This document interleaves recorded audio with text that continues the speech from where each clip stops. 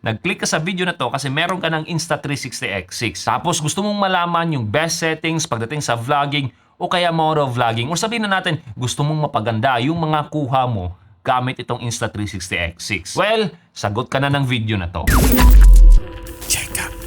Now, bago natin baguhin yung settings ng ating Insta360 X6, kung mapapansin nyo, meron akong filter na nakalagay dito. Tinatawag itong ND filter or parang sunglasses sa aking Insta360 X6. Magagamit natin to para ma-achieve yung tinatawag na cinematic motion blur. Na-explain ko mamaya. Anyways, mapunta na tayo sa settings. I-turn on lang natin yung ating camera, tapos swipe down, tapos settings. And then, punta tayo dito sa image settings. Tapos, ilagay natin dito sa bitrate high.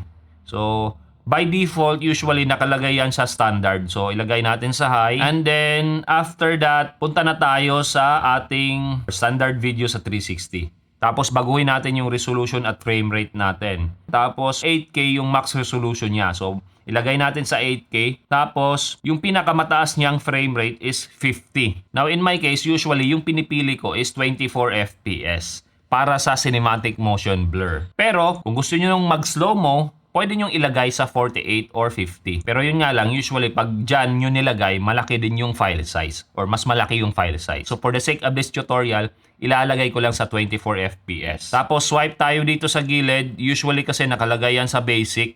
Ilagay natin sa pro. Tapos dito sa color mode, ilagay natin iLog 10-bit. Usually kasi nakalagay yan sa standard color, which is saturated na tapos contrasty na. Bale dito sa iLog 10-bit makakakuha tayo ng mas mataas na dynamic range. Tapos since 10-bit siya, mas mataas or billion colors yung makukuha natin dito. Mas maganda siya kung kukulayan natin. Na huwag kayong matakot dito sa iLog na parang ang putla ng kuha o kaya desaturated siya or ang flat ng kuha.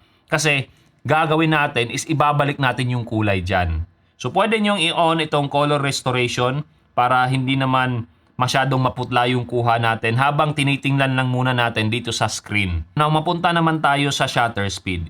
Usually, pag sinunod natin yung tinatawag na 180-degree rule, ang ilalagay natin since yung ating frame rate is 24 FPS, ilalagay natin dito is 1/50. Pero kung ilalagay natin sa ganun kababang shutter speed, ang mangyayari, maaapektuhan yung stability ng ating video. So, hindi na siya ganun ka-stable. So, usually, ang sweet spot lang na ginagamit ko is 1/100 para makakuha pa rin tayo ng cinematic motion blur while maintaining sa ating magandang stabilization. Now, dito papasok yung tinatawag nating ND filter. Kasi kung wala ka nito, ang mangyayari kung ilalagay natin sa 1/100 tapos tirik yung araw, magiging overexpose yung mga kuha mo. Sobrang puti, sobrang liwanag. Anyways, kung wala pa kayo nitong ND filter, pwede nyong ilagay yung shutter speed nyo sa auto. Tapos, pumunta naman tayo sa ISO. Ilagay natin sa auto. And then, ilagay natin sa 400 max. Pagdating kasi sa ISO, mas mababa, mas maganda. Para wala masyadong noise yung ating videos. So, ang ibig sabihin ng 400 max, bale, kusa itong mag-a-adjust depende sa lighting situation natin. Tapos, yung maximum ISO na gagamitin niya is 400 lang. Now, pagkatapos ng ISO, punta tayo dito sa WB or white balance. Ilagay natin sa manual, tapos 5,600 Kelvin. So, daylight yan na settings. Now, after that, mapunta naman tayo sa sharpness. Ilagay lang natin sa medium para hindi masyadong over-sharpen yung ating mga kuha. So, yun yung mga settings na gagamitin natin kapag maaraw or maliwanag pa. Now, kapag low light situation naman, mapunta tayo dito sa ating pure video mode. Ganon ba din? Magsisimula tayo sa resolution. 8K pa rin. Tapos ilagay natin 24 FPS pa rin pero pwede nyong itaas hanggang 30 FPS. So sa akin, 24 FPS. Tapos swipe tayo dito sa gilid and then color mode pa rin yung uunahin natin. Ilagay pa rin natin sa iLog 10-bit. So mas magandang dynamic range, mas flexible sa pagkukulay. So huwag kayong mag-alala dito sa iLog 10-bit kasi iisang click lang to, maibabalik natin yung kulay mamaya dun sa app ng ating cellphone o kaya sa Insta360 Studio dun sa ating computer. Now, pagkatapos naman ng color mode, ilagay natin yung white balance, ganun pa rin, 5,600 Kelvin. Now, pagkatapos yung sharpness naman natin, ilalagay pa rin natin sa medium. Emphasize ko lang na pagdating sa low light situation, tatanggalin natin tong ating ND filter. Kasi masyadong didilim pag nilagay natin to. Kasi nga, sunglasses to sa ating camera. Gagamitin lang natin to kung maaraw or maliwanag yung sitwasyon. Now, mapunta naman tayo sa single lens mode dito sa InstaFrame 2.0. So, ito yung mga settings na pwede nating baguhin. Now, magsisimula pa rin tayo ulit sa resolution. So, resolution natin 4K, tapos frame rate natin yung pinakamababa 24, tapos pinakamataas 30 FPS. Tapos dito sa virtual gimbal, ilagay natin sa roll lock. And then ang ating ratio 16:9, usually 16:9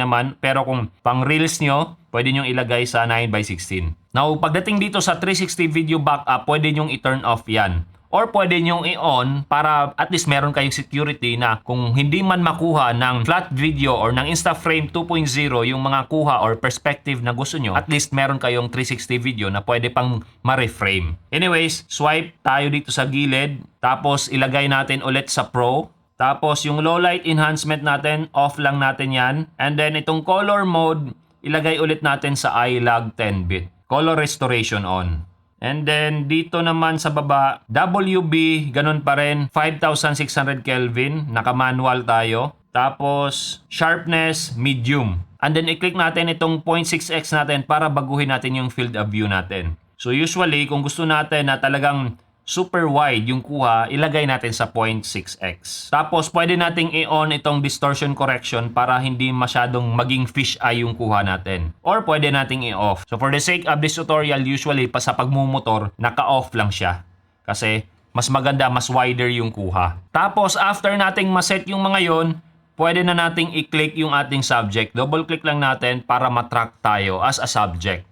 So susundan na tayo ng ating camera.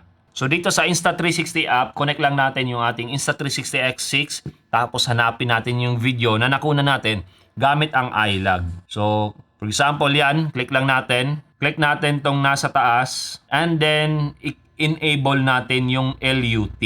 So kung mapapansin nyo, yung kulay natin na desaturated, so nagkaroon na siya ng kulay. So mas maganda to kaysa kumuha tayo ng video na yung color mode nasa standard lang. Kasi masyadong contrasty yun, masyadong saturated. Anyways, kung gusto naman natin pang i-adjust pa yung kulay ng ating video, pwede naman natin gawin yan. Punta tayo dito sa editor natin, tapos edit and export, tapos dito sa go to more edits, ayan. Tapos dito sa edit, and then dito sa adjust. For example, gusto nating magtaas ng saturation, yan. Pwede nating itaas yung ating saturation. Ganon din yung ating exposure, pwede nating itaas, ayan, mas maliwanag or ibaba. Depende sa inyo yan. So sa Insta360 Studio, i-click lang natin yung ating video na nakunan gamit yung iLog, tapos sa gilid, i-enable natin yung lookup table or LUT. Anyways, ganun lang po kadali. Yung pinakauna talaga or yung pinaka-basic na dapat nating gawin since iLog yung gamit natin na color mode is to enable yung ating LUT or lookup table para maibalik sa standard color yung ating nakunang video. So mas maganda itong ganitong workflow hindi lang sa gustong mag-color grade kundi para mas maganda yung kuha natin overall kumpara dun sa standard color na naka-bake in dito sa ating Insta360 X6. Anyways, I hope nakatulong itong video na to. Kung meron man kayong tanong, pwede nyo i-comment sa baba or kung nagbabala kayong bumili ng Insta360 X6, nasa description ang link.